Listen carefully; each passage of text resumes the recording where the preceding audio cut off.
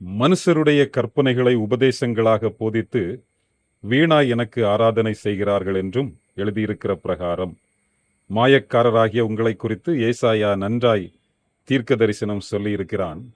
நீங்கள் தேவனுடைய கட்டளையை தள்ளிவிட்டு மனுஷருடைய பாரம்பரியத்தை கை கொண்டு வருகிறவர்களாய் என்று நாம் மார்க் 7ஆம் அதிகாரம் 7-8 வசனங்களிலே வாசிக்கின்றோம்.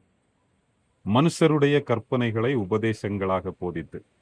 ஏன் இந்த வசனத்தை இந்த நாளிலே முதலிலே வாசிக்கின்றேன் என்றால், நாம் இந்த நாட்களிலே கிறிஸ்தவம் என்று எண்ணிக்கொண்டு நாம் ஃபாலோ பண்ணுகிற சோ கால்டு தமிழ் கிறிஸ்டியானிட்டி, நமக்கு ஏன் தமிழ் கிறிஸ்டியானிட்டின்னு சொல்றேன்னா, எனக்கு தெரிந்ததெல்லாம் தமிழ் கிறிஸ்தவத்தை பற்றி தான். வடநாட்டில் உள்ள கிறிஸ்தவம் எப்படி இருக்கிறது என்று எனக்கு முழுமையாக தெரியாது. வெஸ்டர்ன் சர்ச்சஸ் எப்படி இருக்குது, ஈஸ்டர்ன் சர்ச்சஸ் எப்படி இருக்குது, இதெல்லாம் நமக்கு தெரியாது. ஆனால் தமிழ் கிறிஸ்தவ உலகம் எங்கே சென்று கொண்டிருக்கிறது என்பதை குறித்து கொஞ்சம் எனக்கு தெரிந்ததிலே அநேக தவறுகள் இருப்பதை நான் பார்ப்பதினால், இன்னும் அதை நல்லா சொல்லணும்னா அநேக தவறுகள் என்று சொல்வதை விட, அதாவது ஒரு கதை சொல்லுவாங்க, ஆரம்ப நாட்களில் பாலில் தண்ணி ஊற்றுனாங்க, இப்போ தண்ணியில் பாலை கலக்கிறாங்க, கலந்து பசும்பால் விற்கிறாங்க. இப்போ அதுக்கு ஒரு ஸ்டெப்புக்கு மேலே பாக்கெட் பால்லையே தண்ணி கலந்து பசும்பால்னு விற்கிறாங்களாம். அது மாதிரி தான் இன்றைய கிறிஸ்தவம் எப்படி போயிட்டு இருக்குன்னா, பைபிளில் சொல்லப்படாத ஒரு ஏலியன் ரிலிஜியனாக மாறிட்டு. அதாவது பைபிளுக்கும் இன்றைய கிறிஸ்தவத்திற்கும் ஒரு சம்பந்தமே கிடையாது, எந்த ஒரு தொடர்பும் கிடையாது. பைபிளில் உள்ள வசனத்தை எல்லாம் நாங்கள் சொல்லுவோம். நான் பட்டணத்தில் உள்ள ஒரு பிரபல சர்ச்சுக்கு போயிருந்தேன். அங்கே பாஸ்டர் வர்ஷிப் எல்லாம் வேற level, musical instruments, wow, highly exciting, highly entertaining, பயங்கரமாக இருந்தது சென்னையில். அதாவது ஒரு ராக் மியூசிக் பெர்ஃபார்மன்ஸ் கூட அப்படி இருக்காது, அவ்வளோ நல்ல AC hall, wonderful it was. நான் எல்லாரையும் பார்த்துட்டு இருந்தேன், எல்லாரும் அப்படி எக்ஸைட்மெண்ட்ல ஆவியில அனலாய் அப்படி ஆராதித்து கொண்டிருந்தார்கள். அப்புறம் மெசேஜ் வந்தது, ஒரு மோட்டிவேஷன் ஸ்பீக்கர் வந்தார். நான் அவரை பாஸ்டர்னு சொல்ல மாட்டேன். He was not referring even a single verse from God of God. அதாவது பைபிள்ல இருந்து ஒரு வசனம் கூட ஒழுங்காக அவர் என்ன செய்யல, சொல்லலை. முழுவதும் ஒரு மோட்டிவேஷனல் ஸ்பீக்கர் என்ன பேசுவார், personality development, how to become smart, how to be discipline, இந்த மாதிரி ஒரு 7 பாயிண்ட் பேசினாரே தவிர எந்த ஒரு பிப்ளிக்கல் பேஸும் இல்லாமல் பேசிட்டு இருந்தார். இப்படியும் அதாவது ஒரு ஏலியன் ரிலிஜியனாக, கிறிஸ்தவம் என்றே சொல்ல முடியாத ஒரு கிறிஸ்தவமா, அதாவது ஒரு ஏலியன் ரிலிஜியன், ஏதோ ஒரு புது மதமாக, கரிமதமாக கிறிஸ்தவம் என்று, கிறிஸ்தவர்கள் என்று சொல்லிக் கொள்ளுகிற இந்த மதம் மாறிக்கொண்டிருக்கிறது. அதைத்தான் இப்படித்தான் இருக்கும். அது ஆரம்ப நாட்களிலேயே ஓல்ட் டெஸ்டமெண்ட்லேயே யூதர்கள் திருமறைக்கு முரணான மதத்தை பின்பற்றினார்கள். இயேசு கிறிஸ்துவின் நாட்களில் வாழ்ந்த யூதர்களும் பழைய உடன்படிக்கையை கூட ஒழுங்காக கை கொள்ளவில்லை.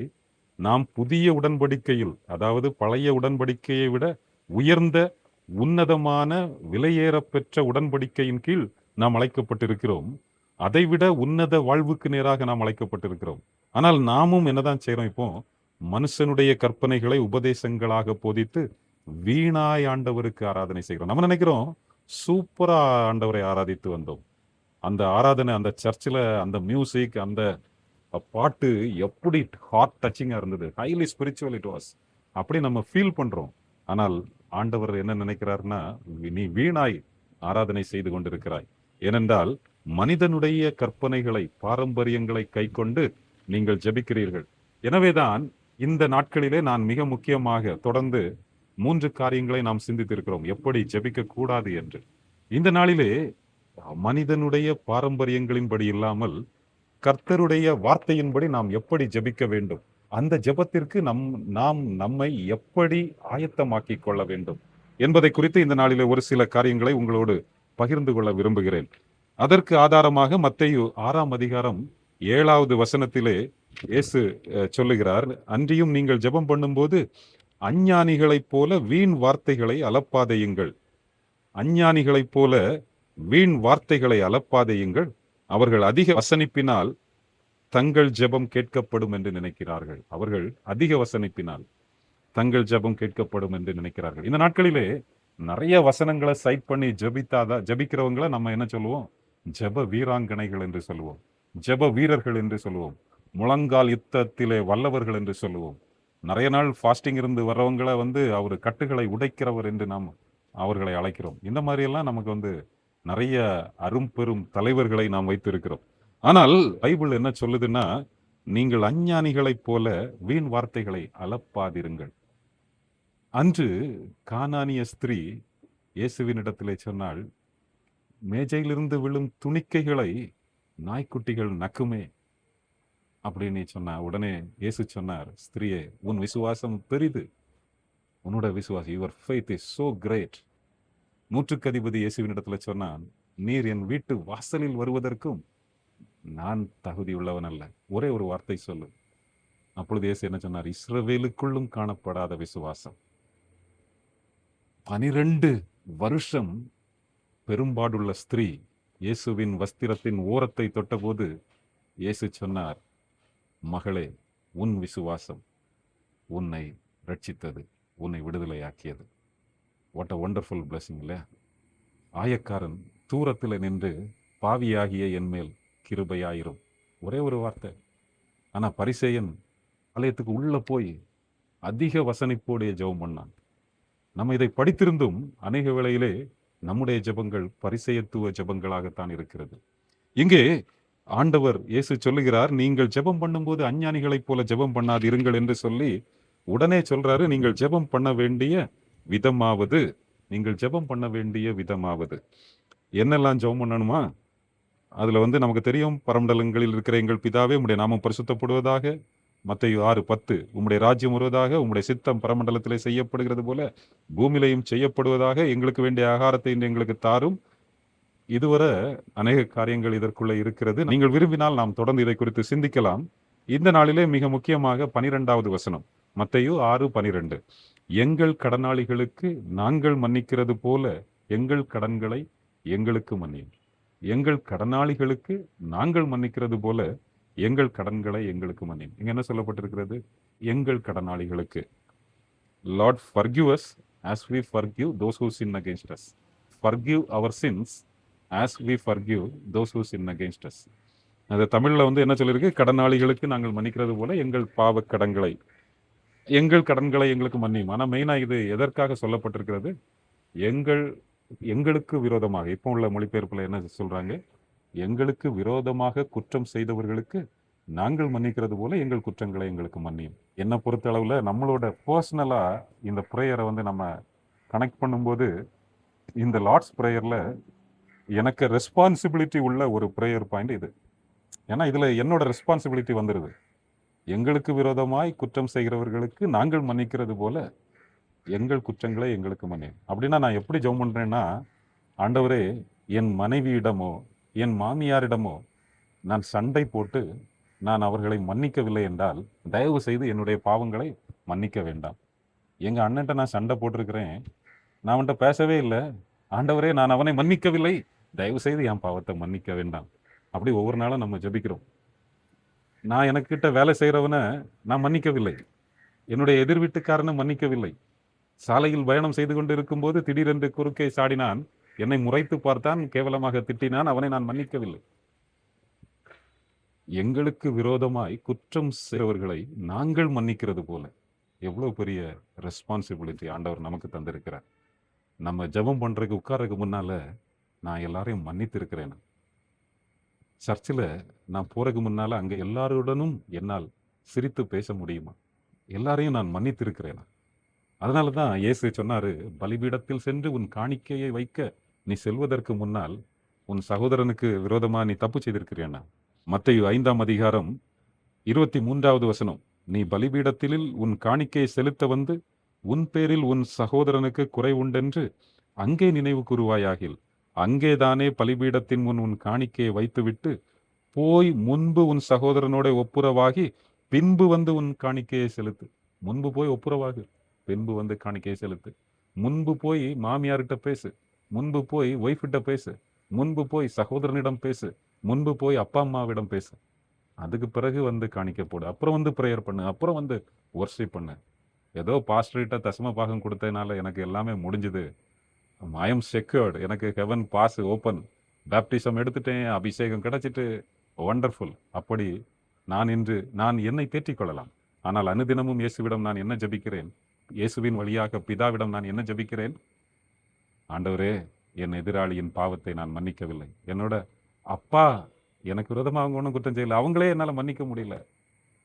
வைராக்கியம், விரோதம், பகை எல்லாம் மாம்சத்தின் சிந்தனை, பிசாசின் குணம், பெருமை, இதை அனைத்தையும் நான் வைத்துவிட்டு நான் என்ன ஜெபம் பண்றேன்? எனக்கு வீட்டுக்கு விரோதமாக போராடுகிற பிசாசை கட்டுகிறேன், என்னுடைய வீட்டை சுற்றி ரத்தத்தை தெளிக்கிறேன். I want it right now. இது ஒருவேளை பிசாசு நம்முடைய ஜெபத்திற்கு செவி கொடுக்கலாம், உலகத்திலே நம்மை அவன் ஆசீர்வதிக்கலாம். இதை குறித்து நாம் ஜாக்கிரதையாக சிந்திப்போம். எசேக்கியேல் 22ஆம் அதிகாரம், இதை நாம் ஏற்கனவே சிந்தித்திருக்கிறோம். அநேக சபைகளிலே நான் பிரசங்கிக்க செல்லும் போது இந்த வசனங்களை சொல்லாமல் வருவதில்லை. எசேக்கியேல் 22ஆம் அதிகாரம் அதனுடைய 30வது வசனம், நான் தேசத்தை அழிக்காதபடி திறப்பிலே நிற்கவும் சுவரை அடைக்கவும் தக்கதாக ஒரு மனுஷனை தேடினேன், ஒருவனையும் காணேன் என்று ஆண்டவர் இயங்குகிறார். எசேக்கியேல் தீர்க்கன் வழியாக யூதரை குறித்து வந்த, யூதர்கள் அடிமைகளாய் இருந்த நாட்களிலே, பாபிலோனிலே எடிமைகளாய் இருந்த போதிலும் அங்கேயும் ஆண்டவர் ஒருவனையும் காணவில்லை என்று இயங்குகிறார். ஏன் அங்கே ஒருவரையும் காணவில்லை என்றால், அங்கே சொல்லப்பட்டிருக்கிறது 7வது வசனம், எசேக்கியேல் 22:7, உன்னில் உள்ள தாய் தகப்பனை அற்பமாய் எண்ணினார்கள். நம்பர் 1, அப்பா அம்மாவை அவங்க என்ன செய்யல? ரெஸ்பெக்ட் பண்ணல, மன்னிக்கல. நம்பர் 2, 11வது வசனம், உன்னில் ஒருவன் தன் அயலானுடைய மனைவியோட அருவருப்பானதை செய்கிறான், சொந்த மனைவியை நேசிக்கல. நம்பர் 3, அநியாயமாய் சம்பாதித்த பொருள், எசேக்கியேல் 22:13, அநியாயமாய் சம்பாதித்த பொருள்.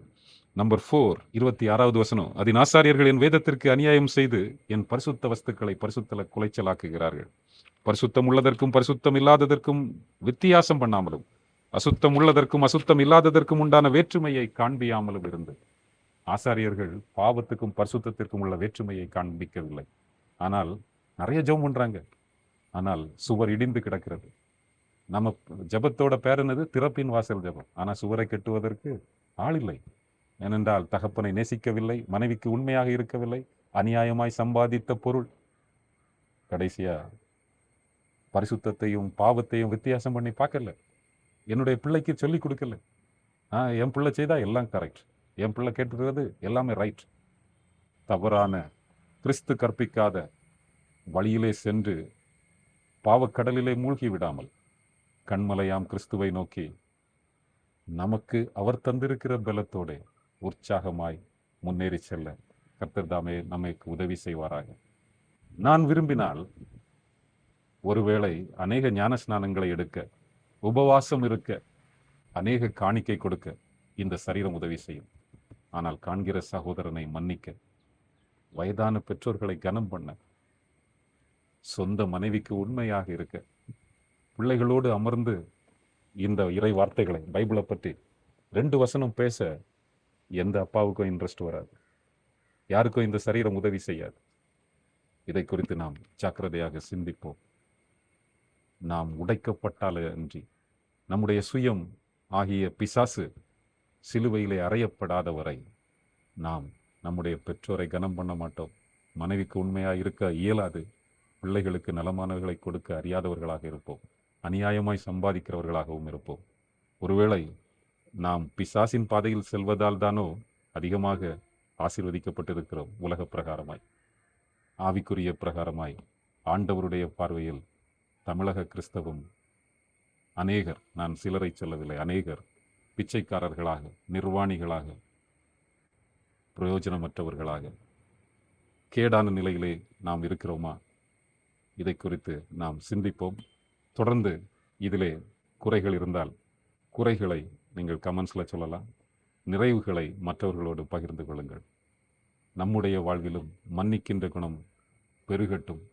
ஆண்டவர் கற்றுத்தந்த ஜெபத்தினை உற்சாகமாய் தைரியமாய் சொல்லுகின்ற கிருபைகளை ஆண்டவர் நமக்கு தருவாராக. ஆமென். நன்றி.